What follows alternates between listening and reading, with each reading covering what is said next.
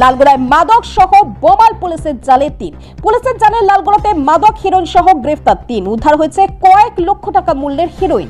ঘটনায় এদিন ব্যাপক শোরগোল ছড়িয়ে পড়ে। ধৃতরা হলেন নদিয়ার কালিয়াগঞ্জের পিন্টু শেখ, ভগবানগোলার কচুগেরিয়া গ্রামের মাসুদ রানা ও লালগোলার উত্তর লতিবিপাড়ার ইমদাদুল হক ওরফে বাবু। এদের কাছ থেকে উদ্ধার হয়েছে মোট 508 গ্রাম হিরোইন। এছাড়াও ধৃতদের কাছ থেকে বাজেয়াপ্ত করা হয় মোবাইল ফোন সহ মোটর বাইক। জানা গেছে মানিকচক এলাকায় একটি মাঠের ধারে ওই 3 জন মাদক কারবারি এসে জড়ো হয়। সেই মতো খবর পেয়ে সেখানে লালগোলা থানা পুলিশ পৌঁছে পুরো এলাকা ঘিরে ফেলে। এরপর শুরু হয় তল্লাশি, আর সেই তল্লাশি অভিযানে উদ্ধার হয়েছে বেশ কয়েক লক্ষ টাকা মূল্যের মাদক হিরোইন।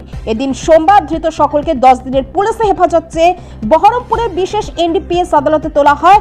তবে বারংবার লালগোলা থেকে হিরোইন উদ্ধারের ঘটনায় প্রশ্ন উঠছে, আদেও কি কোনোদিন লালগোলায় বন্ধ হবে মাদক রমরমা, নাকি বছরের পর বছর এভাবেই চলতে থাকবে মাদক কারবারিদের দৌরাত্ম্য?